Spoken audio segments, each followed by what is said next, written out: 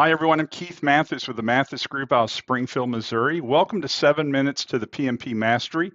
We are with the Mathis Group. We are a premier ATP. Today, we're going to be talking about organizational structures and making them real clear on how they show up on the PMP exam.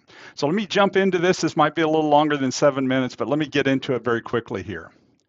First off, organization influence on the answer. PMI is using different organizations to come up with different answers and on the actual test questions. So I'm going to give you a couple of those right here at the end and show you what I'm talking about. So same project, same deadline, same charter, but the correct PMP answer changes if the company is functional compared to matrix or compared to projectized. And so that's why it's very important for you to be able to understand those three. And I'm going to show you exactly what we're talking about with each of these today. So you classify the organization. So let me give you a couple of behind the scenes pieces that will help you a little bit. So if the authority is limited, meaning the authority of the team is limited particularly, then it's going to be more of a functional answer. So you're looking for a top-down kind of answer. If the authority is shared and you pick up that in the scenario, then it's more matrix most of the time. If the authority is full, meaning that the team has full power, the project manager has full power, full control for everything, then it's probably projectized. So understanding some of this is going to be huge in being able to decipher which is the right answer, because you'll have the wrong answers on there as well. And so to see if you're going to pick or get tripped up by those. Functional or formal hierarchy. So the staff are grouped by specialization. The project manager has limited authority to assign work, apply resources. The functional structures centralizes similar specialists. So you start picking up on that it's more of a functional organization, more specialists. The functional manager is who you're borrowing your resources from, the people from. So that kind of lets you know that it's going to be more functional. In functional clues would be you're borrowing part-time resources. They don't work for you, they work for someone else.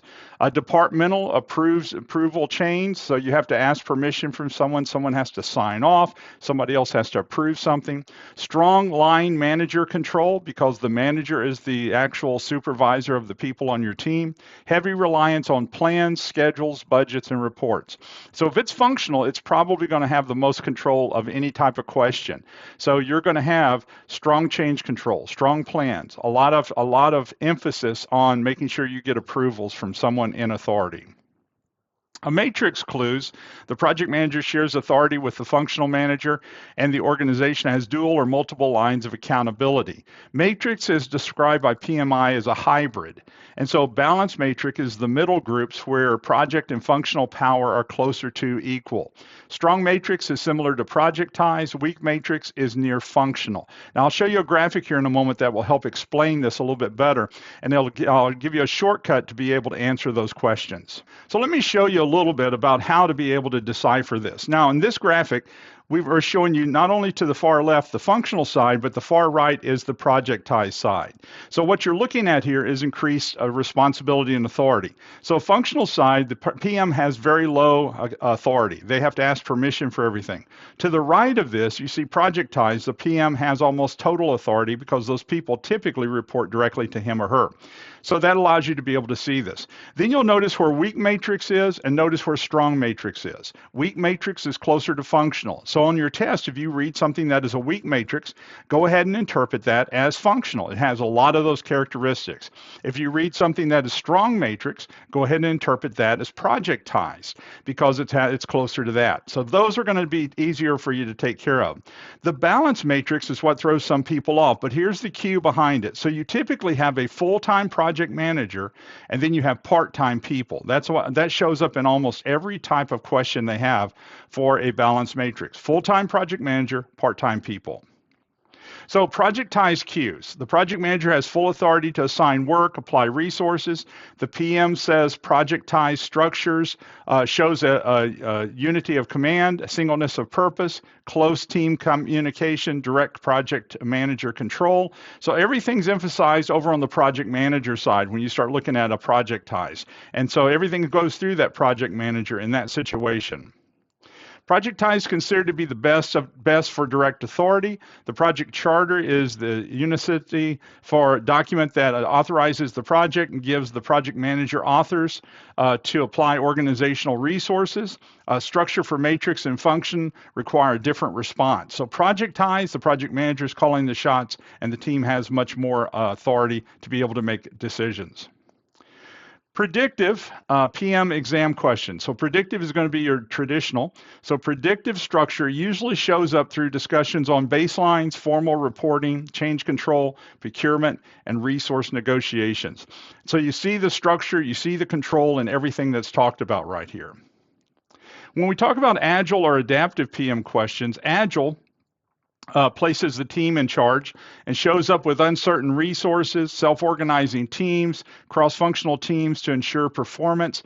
And so you have a lot of those kind of pieces, and so you're able to tell this is going to be more agile than it is functional. Hybrid PM question combines predictive and adaptive elements when requirements have uncertainty or risk. The hybrid team still uses iterations, reviews, backlogs, or visual workflow tools, while the organization still expects formal governance, reporting, resource approval, compliance, or escalation. So just because you have to report to someone or ask permission does not automatically mean that it's not hybrid. Hybrid is going to have a combination of both, and you'll see both of those pretty clearly in the test question. So here's your PMP exam test question sample. So a project manager is leading a regulatory compliance project in a large manufacturing company. The project charter has been approved. Team members from engineering, quality, and IT remain in their home departments. Their department managers approve time off, manage performance evaluations, and make final staffing decisions. The project manager coordinates priorities, schedules, and status reporting and escalates major decisions to a steering committee. 2 weeks before a key milestone, the engineering manager reassigns the lead analyst to another urgent initiative. Everything about this test question tells you the project manager has no power over these people because this other person happens to be the one who's assigning them. So what should the project manager do first? Very common type of question on the PMP test.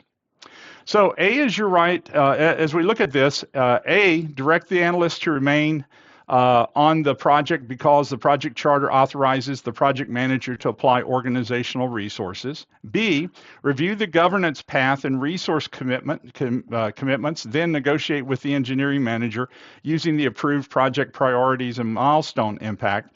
C, ask the steering committee to immediately convert the remaining work into a projectized structure. Or D, shift the project to an agile approach so the self-organizing team can decide staffing independently. So you've got 4 different answers here, and so they're asking you which should you do first. I don't want you to miss that piece. First. All right, so what's your answer? So the correct answer is actually B. So let me show you that answer again. Review governance path and resource commitments, then negotiate with the engineering manager using the approved project priorities and milestone impact. Notice that they said negotiation. That means you're talking to the engineering manager who happens to have control of these people. Now let me show you why some of these other answers are not correct, are not the best answer. So A is wrong because the charter authorizes the project and gives the project manager authority to apply organizational resources, but it does not automatically override the organization's underlying structure. So these people still work for the formal manager, even though the charter has come out for the project. C is wrong because it skips the normal governance process and jumps to a structural reorganization before the PM has first worked the issue through the appropriate channels. The PMI expects the project manager to understand the governance thresholds and collaborate at the working level before escalating decisions that sit outside of the team authority.